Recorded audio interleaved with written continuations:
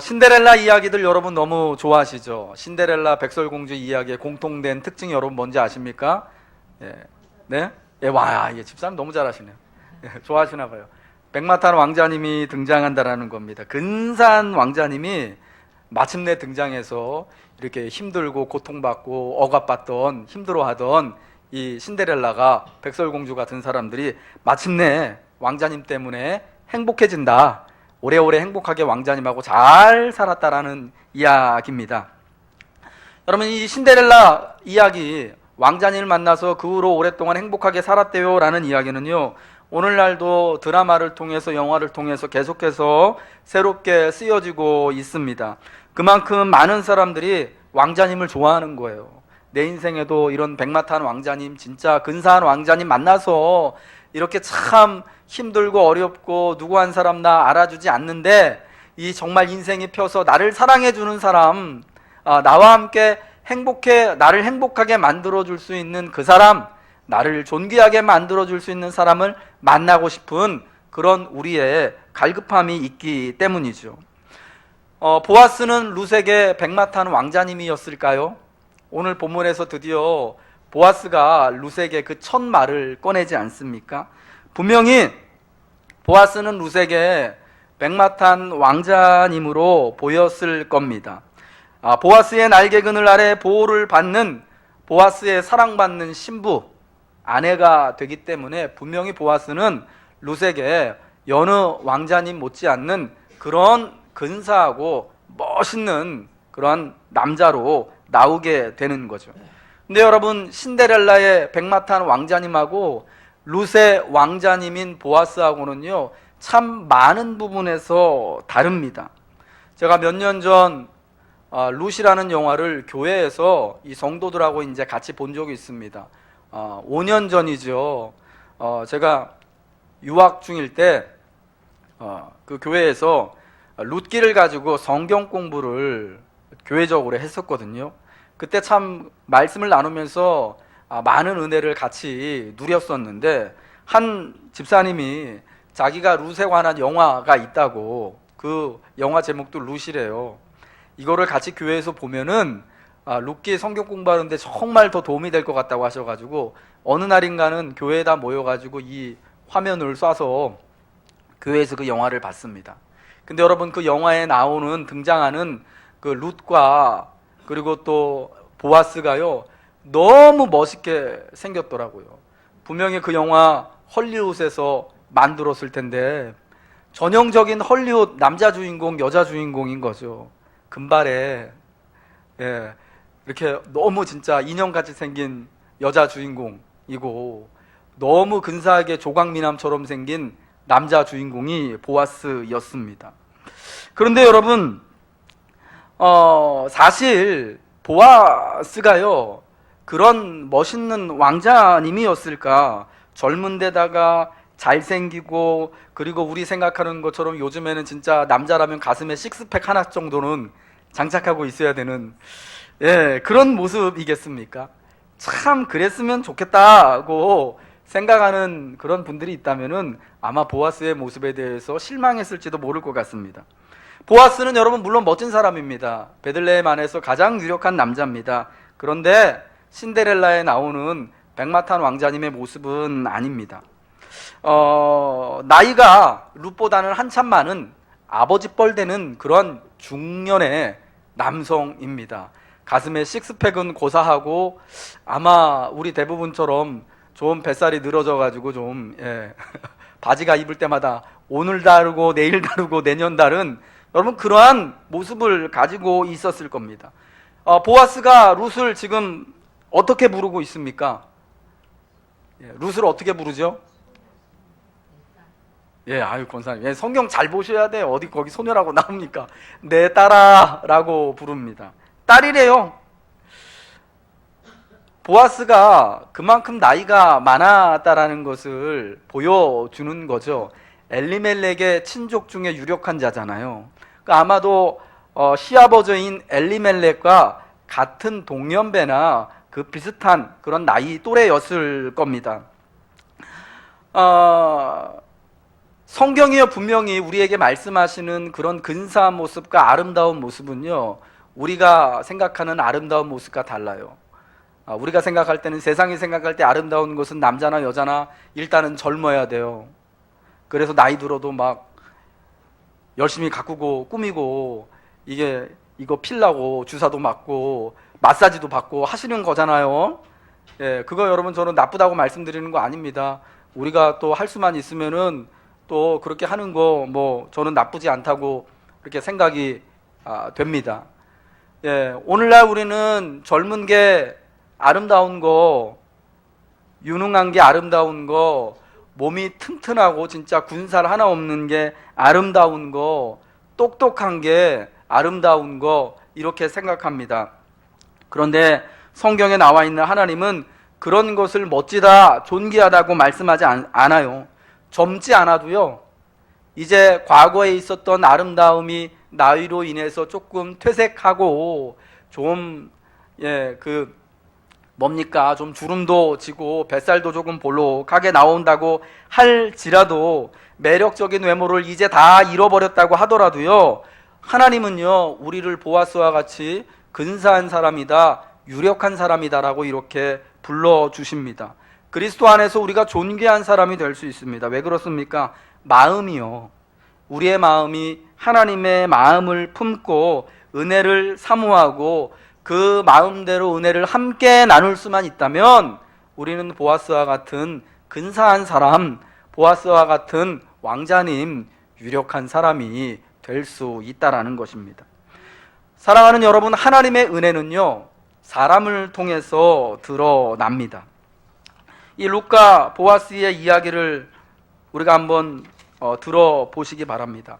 이 대화를 통해서 보아스는 룻을 내 딸아라고 친숙하게 부르면서 자신의 보리밭에서 이삭 줍는 것을 허락해 줍니다. 이방인인 모압 이 룻이 듣기에는요 마치 보아스의 말에서 입에서 떨어지는 그 말이 요즘 애들 말로 입에서 꿀 떨어지는 것처럼 얼마나 여러분 달콤하게 들렸을까, 저는 그렇게 생각이 듭니다. 왜냐, 더 이상 루시어 베들레헴에서 이방 사람이 아니에요. 더 이상 모압 여자가 아니고, 더 이상 남편도 없어서 그리고 다른 사람들한테 무시를 당하고 천대를 당하는 그런 사람으로 살지 않아도 된다라는 것을 지금 보아스가 룻을 내 딸아라고 부르면서 이 추수밭에서 이삭 줍기를 허락해주는 오늘의 이 대화를 통하여서 우리에게 보여준다라는 겁니다. 룻은 이제요 베들레헴 공동체의 가족이 되었습니다. 보아스의 그 한마디로 베들레헴에 사는 그 유다 족속들, 이스라엘 하나님의 백성들의 한 일원으로 이제 처음 인정을 받게 되는 것입니다. 하나님의 백성으로, 하나님의 사람으로 하나님만을 섬기고 하나님의 백성들과 함께 살기 위해서 다짐하고 왔는데, 하나님의 이제 그 다짐을 어떻게 받아주시느냐? 보아스의 입을 통해서 이제 너는 내 딸이다, 우리가 여기서 같이 살아갈 거다 라는 이 말씀을 통하여서 하나님의 위로와 은혜가 전해지는 것입니다. 사실 보아스는요 룻을 만나기 전부터 룻에 대한 굉장히 큰 관심과 긍휼을 가지고 있었던 것을 알 수가 있습니다. 보아스가 자기의 보리추수밭에 이르러서 한 눈에 띄는 낯선 소녀를 발견하죠. 그리고 자신의 사환에게 묻습니까? 저 소녀가 누구냐? 하니까 사환이 대답했잖아요. 나오미와 함께 모압에서 온 모압 소녀인데 나로 이삭을 줍는 것을 허락해 달라고 해가지고 아침부터 지금까지 수고하고 있다라고 이야기하잖아요. 아마 보아스가 룻을 본 것이 그때가 처음이었을 거예요. 이름은 듣고 그리고 이 룻에 대한 모든 이야기를 다 알고 깊은 관심을 가지고 있었겠지만 얼굴은 그때 처음 본 것이었다라는 겁니다. 보아스가 룻에 대한 이런 깊은 관심을 가지고 있었다라는 것을 우리가 어디서 알 수 있냐면 이 룻과 보아스의 대화인 9절과 10절을 통해서 알 수가 있어요. 보아스가 룻에게 이삭 줍는 것을 허락하자마자 룻이 보아스에게 이렇게 대답하잖아요. 이렇게 대답하잖아요. 10절에 나는 이방 여인이거늘 당신이 어찌하여 이 은혜를 내게 베푸시며 나를 돌보십니까? 라고 말합니다. 그러자 11절에 보아스가 여러분 뭐라고 말하죠? 한번 읽어볼까요? 예, 시작. 내 남편이 죽은 후로 내가 시어머니에게 행한 모든 것과 내 부모와 고국을 떠나 전에 알지 못하던 백성에게로 온 일이 내게 분명히 알려졌느니라. 여러분, 이 말이 무슨 말입니까? 내가 너에 대한 모든 얘기를 모압 땅에서 어떻게 남편을 잃었는지, 거기서 어떻게 시어머니 나오미와 함께 살고, 그리고 이제 베들레헴에 올라와서 이제는 베들레헴에 있는 이스라엘 사람으로 살기 위해서 어떻게 자기 고향과 또 친구들을 등지고 왔는지 내가 다 안다는 거죠. 근데 어떻게 안다고요? 분명히 내가 너무 잘 알고 있다라는 겁니다. 여러분, 보아스는 우리 2장 1절에 말하는 것처럼 엘리멜렉의 친족이에요. 그리고 이제 우리가 뒤에 보면 알겠지만, 나오미의 입을 통해서 알게 되겠지만, 보아스가 나오미와 룻의 기업을 물러줄, 그러니까 룻과 결혼할 수 있는 법적으로 권리와 의무가 있는 그런 남자였다는 거죠. 물론 나이가 조금 많았지만, 예, 보아스가요 그것을 이제 자신의 친족인 나오미가 베들레헴으로 돌아왔을 때, 그리고 그 나오미가 남편도 없고 아들들도 없이 웬 모압 여자 하나, 젊은 모압 여인 이방인과 함께 온 것을 알았을 때 얼마나 여러분 깊은 관심을 가지고 있었겠습니까? 무슨 일이 일어났는지. 여러분, 모압에서 무슨 일이 일어났고, 지금 두 사람이 어떻게 왔고, 지금 나오미와 함께 온 저 모압 젊은 여자가 어떻게 되는지, 그리고 자기가 그녀에게 어떤 관계이고 무엇을 해줘야 하는지에 관한 것을 여러분 깊이 생각하고 있었던 거예요. 그래서 지금 우연찮게 자기가 의도한 게 아니지만 정말 하나님의 선하신 인도하심으로 이 보리밭에서 처음 그 룻을 만났을 때 자기 마음에 있는 이야기를 마음을 다 담아서 지금 이야기하는 것입니다. 내 따라 부르면서 내가 이 큰 은혜를 베푸는 것, 내가 어떻게 행했는지 내가 이미 익히 다 알고 있기 때문이다 라는 겁니다. 여러분, 하나님의 베푸실 은혜는요, 이거 되게 중요한데요, 우리 서로서로의 관계를 통해서 주어집니다. 서로서로 긍휼히 여기고 애통하게 여기는 때 참 작은 자에게, 우리 가운데 있는 룻과 같이 연약한 사람에게 좀 우리 사이사이를 낯설어하고 힘들어하고 다른 이들에게 도리어 우리 공동체 안에서도 참 별로 관심을 받지 못하고 어쩌면은 또 차가운 시선을 마주하고 있는 그 사람을 관심 있게 바라보고 호의를 베풀고 따뜻하게 대해주는 것을 통하여서 하나님의 은혜가 임한다라는 것을 여러분 꼭 기억하시길 주님의 이름으로 부탁을 드립니다. 우리 주님이 말씀하셨잖아요. 심령이 가난한 자가 복이 있고 애통한 자가 복이 있는 이유가 무엇인 줄 아십니까? 그 심령이 가난하고 애통한 자를 위한 우리 주님의 마음과 긍휼이, 우리 주님의 시선이 그들에게 있기 때문입니다. 그래서 주님이요, 마태복음 25장에 우리가 오늘 말씀 묵상한 그 본문에 그런 말씀이 나오잖아요. 양과 염소의 비유를 통하여서 마지막 날 주님이 오시는 그때에 오른편에 선 그 사람들을 보면서, 야, 너희가 너희를 위하여서 준비된 영원한 상급에 참여해라. 너희가 내가 줄일 때 먹을 걸 주었고, 목마를 때 마실 것을 주었고, 내가 감옥에 갇혀 있을 때 찾아와서 내 아픈 부분을 만져주었고 나를 공경했다. 그러니까 그 사람들이 어떻게 말합니까? 주님, 우리가 어느 때 주님이 줄일 때 먹을 것을 주고 목마르실 때 마실 것을 드렸습니까? 하니까 주님이 뭐라 말씀하시죠? 여기 있는 지극히 작은 자에게 한 것이 곧 내게 한 것이다라는 여러분 말씀이 있으셨던 것입니다. 보아스가 룻을 위하여서 한 일이 딱 그 주님의 말씀과 같은 거죠. 심령이 가난한, 애통하는 그 이방인 룻을 위해서 남들의 차가운 시선과 냉대 속에 있는 그 여인을 위하여서 긍휼의 마음을 품고, 지극히 작은 그 여인을 위하여서 이런 관심을 갖고 호의를 베푸는 것이 바로 하나님의 큰 축복과 은혜가 주어지게 되었다라는 것입니다. 여러분, 보아스의 보리밭이요, 지금 이 보리 추수밭이 은혜로울 수 있는 것, 누구나 와가지고 풍성한 하나님의 추수의 은혜를 누릴 수 있는 이유가 뭡니까? 사람에 대한 깊은 관심과 통찰이 거기 있기 때문이에요. 돌아봄이 있기 때문입니다. 오늘 여러분, 우리 교회가 하나님의 은혜가 부어지는 장소가 되어지기를 원한다면, 하나님이 주시는 이 은혜와 구원의 기쁨이 우리 가운데 풍성하길 원한다면 우리가 보아스와 같이 해야 할 줄로 믿습니다. 사람에게, 특별히 우리 가운데 있는 지극히 작은 자에게 정말 오늘 혹시 교회에 새로 온 분은 없는지, 혹시 한 주간 동안의 삶에 정말 고통으로, 걱정으로, 근심으로 괴로워하며 아파하는 그러한 성도는 없는지, 혹시 자녀들 때문에, 경제적인 문제 때문에, 혹은 또 이런 또 건강의 문제 때문에 힘드신 분은 없는지 와서 이렇게 돌아보고 관심을 가져주고 격려하고 위로할 때 하나님의 은혜가 우리 가운데 풍성히 주어지는 겁니다. 단지 여러분, 이곳에 우리가 나와가지고 그저 나 개인적으로 이렇게 그냥 예배 시간에 참석해서 예배하고 간절히 기도하고 찬양하고 오늘 할 거 다 했다 라는 것으로만 하나님의 위로와 긍휼하신 은혜가 부어지는 게 아니에요. 이 예배를 통하여서 어쩌면 우리가 서로를 돌보고 섬기고 작은 자에게 충성하는 것을 통해서 진짜 살아있는 예배, 이것을 하나님께 우리가 드리게 될 때 우리에게 은혜가 부어진다라는 것입니다.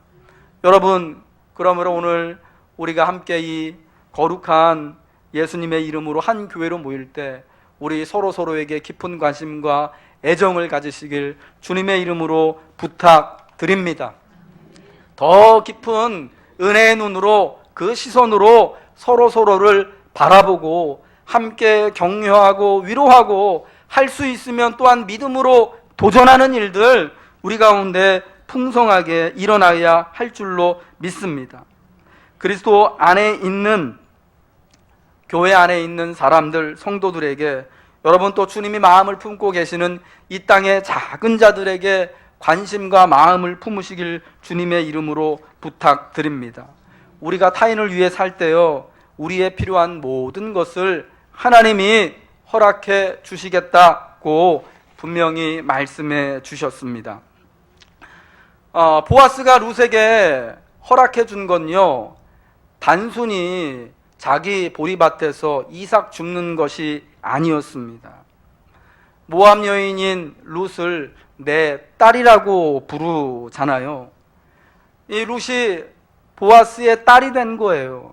더 이상 베들레헴에서 이방 사람, 다른 사람들한테 천대받고 멸시받는 모압 사람이 아닌 거죠.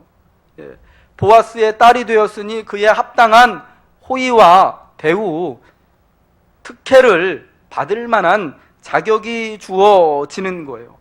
10절의 보아스의 말을 통해서요, 보아스는 이제 그 보아스의 딸이 된 룻에게요, 4가지 커다란 특혜를 베풀고 있음을 알 수가 있는데, 첫 번째 뭐냐? 10절 말씀에 보면요, 8절 말씀부터 보면요, 다른 밭으로 가지 않아도 됩니다. 이삭을 줍기 위하여서 어떤 사람이 이삭 줍기를 나에게 허락해 줄까? 그걸 허락해야지 주울 수 있다라고 말씀드렸잖아요. 여기저기 다닐 필요가 없어요. 추수가 끝나는 2주 동안 보아스의 추수밭으로만 출퇴근하면 됩니다. 거기 머물기만 하면은 언제든지 내가 원하는 만큼의 이삭을 얻어갈 수 있습니다. 이것이 여러분, 사도행전 4장 12절에 다른 이로서는 구원을 받을 수 없나니 천하 사람 중에 구원을 받을 만한 다른 이름을 우리에게 주신 일이 없음이라는 사도 베드로의 말씀과 다 있다라고 생각합니다. 우리가 여러분 그리스도 예수를 통하여서만 하나님의 구원을 받고 넘치는 은혜를 받게 되는 것을 여러분 기억하시길 바랍니다. 다른 곳에 은혜가 없고 다른 밭에 가봤자 거기서 이삭을 줄 소망이 없습니다. 오직 그리스도 안에 있을 때만, 오직 그리스도를 붙잡고 있을 때만 우리에게 이 은혜가 주어진다라는 겁니다. 두 번째는요, 보아스가요, 룻에게 이 밭의 소녀들 곁에 머물라라고 말해주고 있습니다. 나의 소녀들과 함께 있으라. 이 보아스의 소녀들이 누구냐면요, 아마 룻과 같은 또래의 베들레헴의 소녀들, 처자들이었을 건데 보아스의 추수밭에서 함께 추수의 일을 거들고 있는 사람들이었을 겁니다.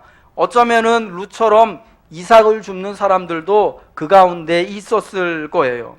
나의 소녀들 곁에 머물라라는 이 말은요, 이제 보아스의 딸이 된 룻에게 친구들, 공동체와 함께하라는 것을 말해준 겁니다. 너는 이제 혼자가 아니다라는 거죠. 지금까지 이방인으로서 긴 시간이 베들레헴 와서 지나지는 않았지만 아무도 가까이 룻에게 온 사람이 없었을 텐데 이제는 여기 있는 이 소녀들이 너의 동무가 되어줄 거야. 같이 이삭을 줍고 같이 식사하고 같이 물을 마시면서 여러분 2주 동안 같은 밭에서 같이 그렇게 고생하면은 어떤 마음이 들까요? 서로에게. 이삭 줍는 거 경쟁하느라고 서로 미워질까요? 혹시 그런 마음을 가지고 계신 분이 있으시면은 회개하십시오.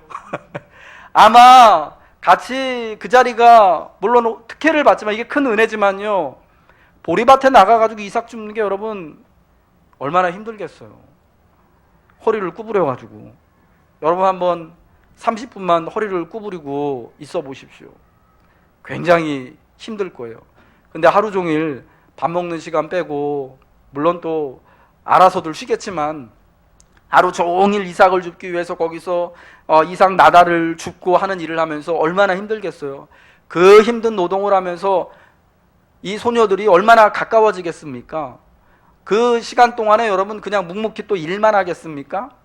수다 떨어가면서, 이야기해가면서, 니네 집은 어떻니? 니네 신랑은 어떻니? 이런저런 얘기해가면서 얼마나 가까워지고 친해지겠습니까? 정말 거기서 친구를 만들 수 있는 거예요. 룻이요, 외로워하지 않아도 이제 되는 거죠.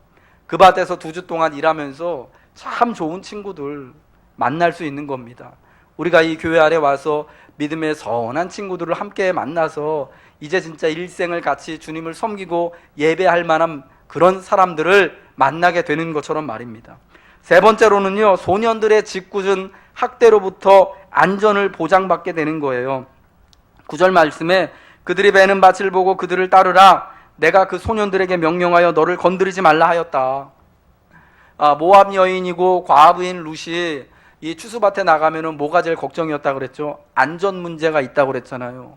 이방인이니까, 그리고 게다가 과부니까 좀 질이 안 좋은 남자들이 함부로 대할 수 있거든요.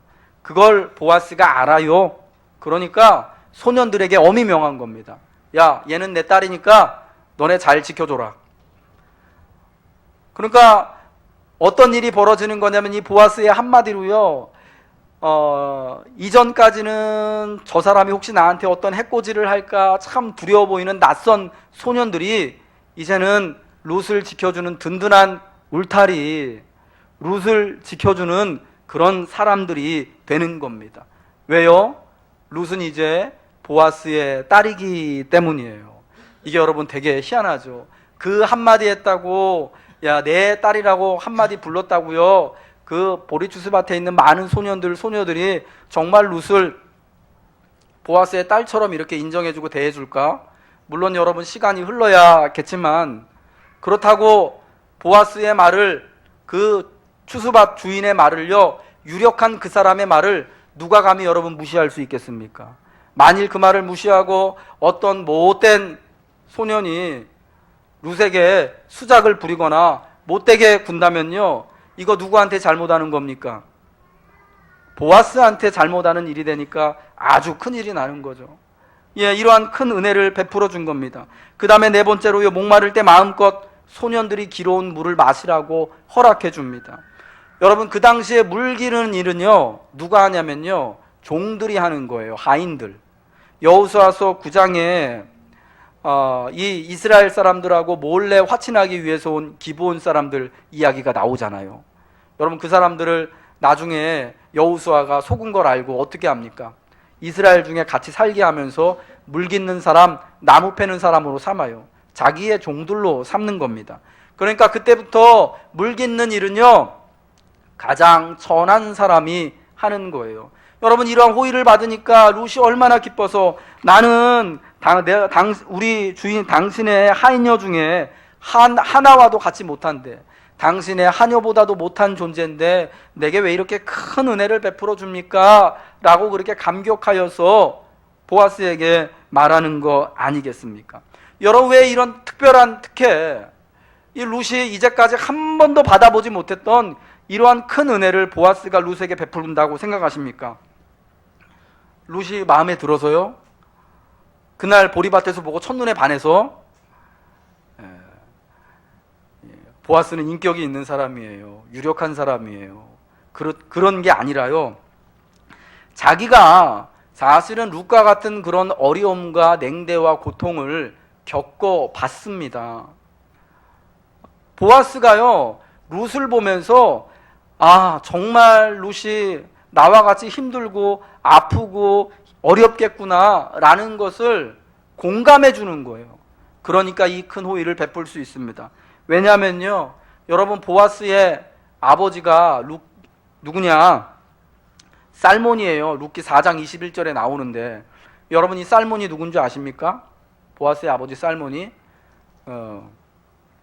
여호수아서 2장에 나오는 여리고 정탐 사건 때 정탐을 갔던 2명의 정탐꾼 중에 1명이에요. 마태복음 1장에 우리 주님의 예수님의 족보가 나오는데, 거기 5절과 6절에 보면은 이 보아스의 부모 살몬 이야기가 나오는데, 보아스가 살몬을 누구를 통해서 낳느냐? 살몬을 라합에게서 낳았대요. 라합. 그래서 낳은 아들이 보아스입니다. 엄마가 라합이에요. 여러분, 라합이 누군지 아시죠? 어디 살던 기생입니까? 권사님. 여리고 살던 여리고 사람이에요. 여리고성 함락시킬 때 기생 라합이 그 정탐꾼들을 숨겨주고, 야, 내가 이제는 여리고 사람으로 아니라 니네 이스라엘 사람으로 살 테니까 너희가 여기 들어왔을 때 우리 좀 잘 생각해줘라 해가지고 여리고 사람 중에서 멸망하지 않고 유일하게 살아남은 사람이 라합과 그의 가족들이었습니다. 여러분, 기억나시죠? 그래서 라합은 여리고 사람이 여리고 사람으로 사는 것을 이렇게 버리고 이스라엘 사람으로 살 것을 결정한 그런 사람입니다. 여러분, 룻하고 비슷하잖아요. 어머니의 백성이 나의 백성이 되고, 이제 내가 모압 사람이 아니라, 모압 신이 아니라 베들레헴에 가서 베들레헴의 여호와를 섬기고 이스라엘 사람들, 유다 사람들하고 내가 같은 공동체가 되겠습니다 라고 말한, 여러분, 룻과 똑같은, 룻에 앞서서 그런 고백을 했던 사람이 라합, 보아스의 엄마입니다. 여러분, 그러한 엄마를 두고 보아스가 태어났습니다. 근데 여러분, 이스라엘 사람들이 어떤 사람들입니까? 옛날부터요, 아주 옛날부터요, 그 사람들이 저기 애굽에서 저기 바로 종로로 살 때부터요, 자기 혈통에 대한 프라이드가요, 자긍심이 굉장히 센 사람들이었습니다. 족보 따지는 사람들이에요. 이 사람이 진짜 유대인이냐 아니냐 이거 가지고요, 진짜 사람을 죽이기도 하고 살리기도 하는 사람들이 이스라엘 사람들이었습니다. 보아스가요, 자라면서 자기 어머니가 이방 사람, 여리고 사람이에요. 게다가 직업이 뭐였다고요? 지금은 그렇지 않았겠지만 기생이었습니다. 얼마나 여러분 조롱을 당하고 멸시를 받고 천대를 받았겠습니까? 우리 아이들끼리요, 자라면서 같이 놀면서 평상시에 잘 놀다가 서로 수틀리면은 막 별거 가지고 다 막 서로 막 이렇게 막 싸우잖아요. 에이씨, 너는 키도 조그만 게, 너는 쌍꺼풀도 없는 게 부터 시작해가지고 이름 가지고 놀리고 그잖아요. 너는 옷이 그게 뭐냐부터 놀리고, 뭐 마음에 안 들면은 막 별거 다 끄집어내가지고 서로 막 그러고 싸우고 놀잖아요. 보아스도 그랬을 거예요. 잘 놀다가도, 친구들하고 잘 놀다가도요, 막 서로 이렇게 좀 틀어지게 되면, 야, 니네 엄마는 여리고 사람이라면서, 니네 엄마는 기생이었다면서, 분명히 그런 못된 친구들이 있었을 거예요. 얼마나 마음이 아팠겠습니까? 힘들었겠습니까? 그러니까 보아스가 룻을 볼 때마다 단순히 그냥 이방 사람, 모압 여인, 과부로만 보여지는 게 아니에요. 하나님의 백성이 되기 위해서 자기의 민족과 신을 버리고 베들레헴에 온 룻을 통해서 엄마 라합의 모습이 보인 거예요. 거기서 하나님 백성으로 살려고 하는데 지금 많은 베들레헴 사람들이 지금 이렇게 냉대하고 무관심하고 따갑게 바라보는 그 시선에서 자기가 어렸을 때 자라면서 받았던 그런 따가운 시선, 반은 유대인이고 반은 이방인인 그런 아픔을 느끼게 됐더라는 것입니다. 반은 이방인의 자녀, 천한자의 자녀로 태어난 멸시와 그런 고통이 있어서 보아스는 룻을 눈여겨보고요, 관심을 가지게 된 거죠. 그에게 있었던 아픔과 상처와 고통이 있기 때문에, 쉽게 말해서요, 같은 처지, 같은 형편에 있어 보기 때문에 룻을 향한 이러한 큰 관심과 긍휼을 베풀고 은혜를 베풀게 되는 겁니다. 이방인의 삶이 얼마나 애달프고 아픈 건지를 아니까 처음 보는 룻이었는데 내 딸아라고 부르며 다정하게 이제는 내가 너의 든든한 울타리가 되어주겠다라고 말하는 겁니다. 여러분에게는 어떤 아픔이 있으십니까? 어떤 상실과 실패가 있으십니까? 나를 사랑하시는 하나님이 왜 나한테 이런 실패를 주고 이런 아픔을 줄까? 하나님은 내가 행복하게 지내시기를 바라실 텐데 라는 마음 우리가 여러분 갖고 있지 않습니까? 하나님이 부모로서 자녀인 우리를 바라보는 마음이 여러분 왜 참 애달픈 그런 마음이 아니겠습니까? 그런데 왜 우리에게 이러한 실패가 있고 낯선 고통이 있고 아픔이 있느냐? 하나님의 마음을 품기를 하나님이 원하시기 때문입니다. 내가 먼저 당한 그 고통과 상실과 낙심함과 그 차가운 냉대와 시선을 겪었던 것을 보고 혹시라도 지금 나와 같은 아픔을 겪고 있는 사람이 있다면, 혹시라도 이방인이라고, 혹시라도 과부라고 지금 천대받고 있는 저 룻 같은 사람이 있다면 가서 같이 보듬어 주라고, 같이 아파해 주라고, 후원해 주라고요, 도와주라고, 긍휼히 여기라고, 이런 고통이 우리에게 있다라는 것입니다. 여러분, 누가 함께 즐거워하고 누가 함께 울 수 있겠습니까? 울어본 사람이요, 그 아픔을 가지고, 그 상실의 아픔을 가지고요, 울어보고 힘들어 본 사람이요, 같이 눈물을 흘리는 사람 옆에서 눈물을 흘리고 또 그 사람이 즐거울 때 같이 기뻐할 수 있는 은혜가 있는 것입니다. 그럼 여러분, 우리 가운데 여러분 어떤 상실과 아픔이 있다면, 하나님이 이를 통해서 하나님의 마음을 알려주시는구나, 내가 나중에 이 아픔이 치유되면 누군가 나와 같이 아파하고 힘들어하던 사람 돕기 위하여서 하나님이 이러한 은혜를 주시는구나 라는 것을 여러분 꼭 기억하시길 주님의 이름으로 부탁드립니다. 이제 룻은요, 더 이상 먹을 거 걱정하지 않아도 됩니다. 이삭을 죽기 위해서 여기저기 돌아다니면서 내가 오늘 여기서 이삭 죽을 수 있겠습니까? 그렇게 또 간청하지 않아도 됩니다. 모압 여인이라고 멸시와 조롱과 수모와 사람들의 무관심을 더 이상 받을 이유도 없습니다. 이제는 보아스의 딸로 불려주고 있습니다. 베들레헴의 다른 소녀들과 함께 할 수 있습니다. 언제나 원하기만 한다면 보아스의 밭에서 마음껏 이삭을 얻어서 갈 수 있습니다. 여러분, 이 은혜가 어떨 때 주어집니까?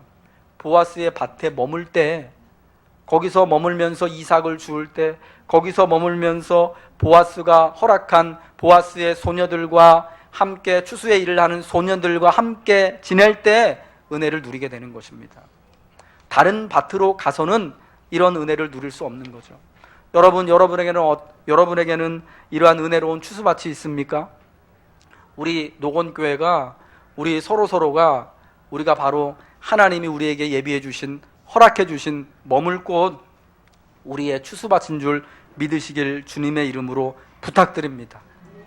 이곳이 나를 위해서 하나님이 예비하신 은혜의 장소임을 알고, 내가 이곳에서 나와서 머물고 그 하나님의 사람들과 함께 교제하고 경배할 때마다 하나님이 풍성한 은혜를 내가 필요한 만큼 넘치도록 주신다라는 것을 여러분 룻과 같이 고백하고요, 우리 같이 룻처럼 하나님 앞에 말씀했으면 좋겠습니다.